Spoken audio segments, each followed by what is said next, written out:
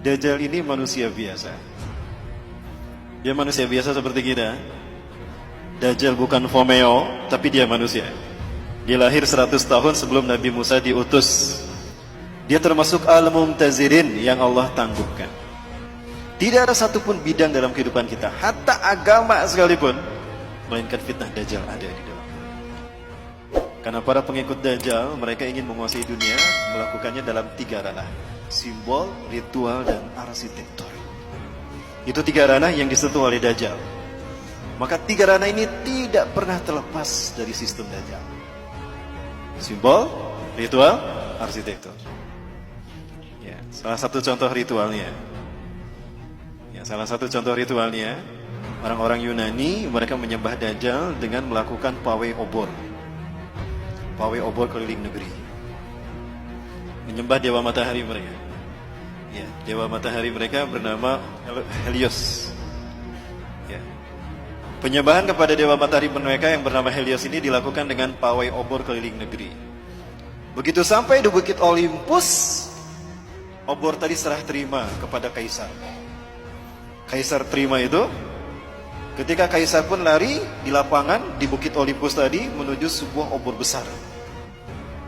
Dinyalakan obor raksasa tadi. Maka selama obor raksasa menyala, mereka melakukan atraksi di lapangan tadi.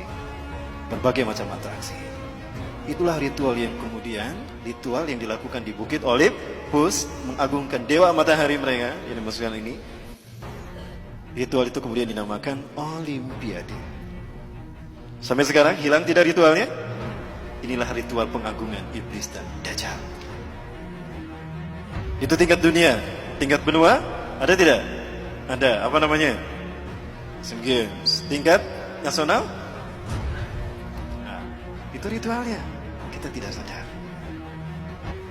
Dalam bidang arsitektur, banyak dalam berbagai bidang, dalam berbagai bangunan, apalagi bangunan ibadah. Tidak terkecuali masjid. Ada simbol Dajjalnya. Kami di Jawa Barat sedang menghadapi. Karena demikian, karena banyak masjid yang bersimbolkan Dajjal.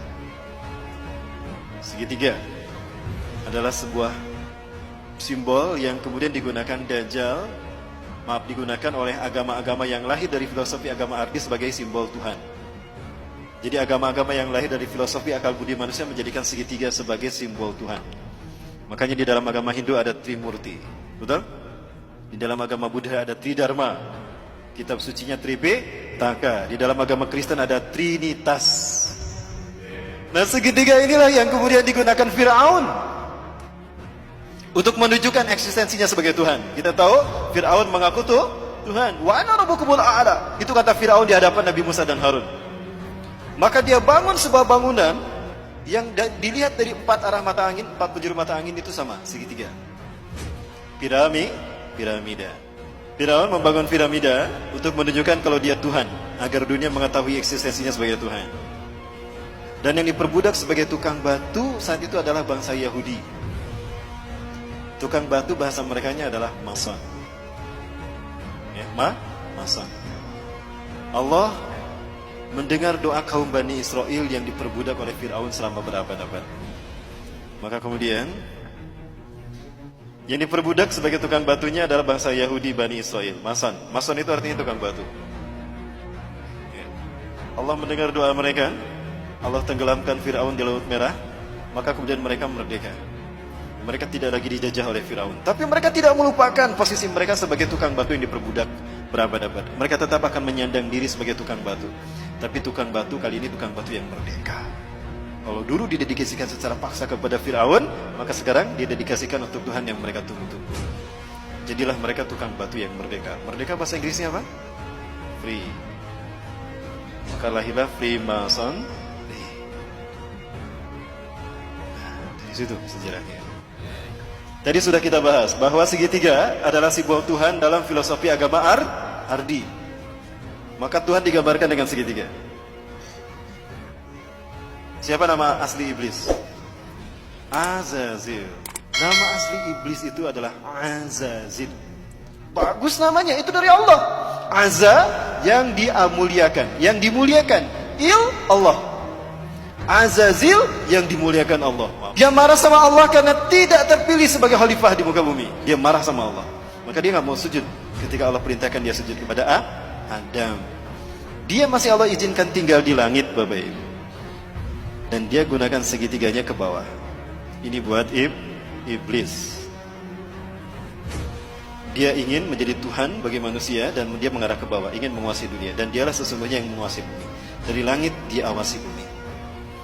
Di bumi ada Dajjal yang sama-sama ingin juga mengaku Tuhan. Sama juga mengaku Tuhan sebagaimana iblis. Dan sama-sama dilahirkan di negara yang Allah binasakan lewat malaikat Jibril. Sama-sama diurus malaikat Jibril dan sama-sama ditangguhkan ajalnya sampai hari kiamat.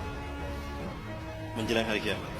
Dajjal nama aslinya siapa? Kalau ini nama aslinya Azazil. Kalau Dajjal nama aslinya Samiri. Kenapa Dajjal nama aslinya Samiri? Karena lahir di Samirah. Samirah, Palestina. Allah takdirkan keduanya bertemu di segitiga Bermuda. Segitiga Bermuda adalah sebuah areal pas pantai di Samudra Atlantika yang menghubungkan 3 titik. Ada Florida, Miami, ada Bermuda, dan ada Puerto Rico. Kapal laut, kapal selam yang lewat sana hilang tanpa jejak. Sebetulnya tidak hilang, ada di sana, cuma ditutup dengan kristal cahaya. Allah takdirkan mereka bertemu di segitiga Bermuda dan mereka menjadi dui tunggal, Tuhan yang satu tampak, yang satu dia tampak, mengaku Tuhan. Bagaimana simbol pertemuan mereka? Maka jadilah simbol pertemuan mereka seperti ini. Betul? Nah, ini filosofi dari mana asal simbol seperti ini. Ini adalah simbol pertemuan iblis dan Dajjal. Inilah pertemuan yang sangat dinikmati oleh Azazil atau iblis. Dia menyeru si Samiri Dajjal. Iblis biasa menyebut nama seseorang itu dari suku kata pertama. Samiri dipanggil Sam. Apa kata iblis? Hari ini adalah hari yang aku tunggu-tunggu sejak aku diturunkan dari surga ke dunia, di mana aku dipertemukan dengan saudara kembarku. Maka panggillah dia oleh kalian sebagai Paman Sam. Apa yang terbayang dalam benak kita? Amerika. Ini jawaban kenapa Amerika selalu ikut campur urusan negara di seluruh dunia. Dan kenapa veto Amerika mengalahkan veto the Big Five yang lain. Dan kenapa Amerika selalu ingin menang sendiri dan mengaku sok polisi dunia. Bukan Amerika yang ditakutinya, tapi who was behind American. Siapa di belakang Amerika? Siapa di belakang Amerika? Lihat set plan tata kota Amerika. Dan lihat mata uang Amerika.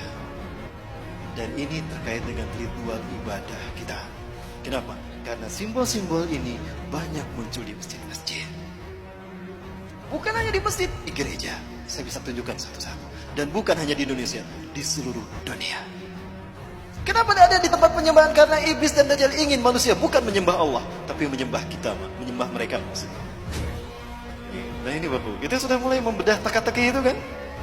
Satu persatu. Nah sekarang Bapak Ibu, saya ingin menunjukkan konspirasi iblis dan Dajjal sudah sampai pada penterjemahan Quran. Baik, saya minta yang hadir di sini buka Qurannya semua, yang bawa Quran.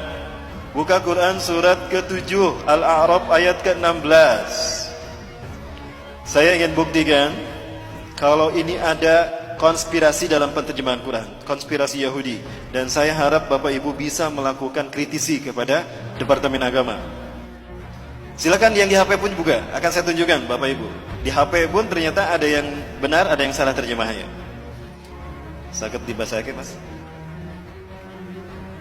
Iblis menjawab, karena engkau telah menyesatkan aku, pasti aku akan selalu menghalangi mereka dari jalanmu yang lurus. Bedakan menyesatkan aku dengan menghukum aku tersesat. Kalau kata-kata iblis karena engkau telah menyesatkan aku, berarti iblis sesat karena ada yang menyesatkan, betul? Siapa yang menyesatkannya? Seolah-olah Allah yang menyesatkan kan? Karena engkau telah menyesatkan aku. Iblis berkata begitu. Berarti yang bersalah siapa? Allah yang telah menyesatkan iblis. Loh, kok jadi Allah yang disalahkan? Betul Bapak Ibu? Nah, sepakat gak kalau kita minta kepada Departemen Agama dirubah tuh terjemahnya? Sepakat. Itu terjemahan yang diinginkan Yahudi Bapak Ibu. Iblis korban ketidakadilan Tuhan. Harusnya dia yang menjadi khalifah di muka bumi, bukan Adam. Maka Zionis Yahudi nggak mau menyebutnya iblis. Iblis itu artinya pembangkang. Ablas iblis, iblisan, pembangkang. Maka dia diberi nama dengan nama yang terhormat. Zionis Yahudi memberikan nama yang terhormat bagi Azazil, bukan iblis. Ada yang tahu? Lucifer. Pernah dengar Lucifer? Maka para pengikut iblis disebut Luciferian.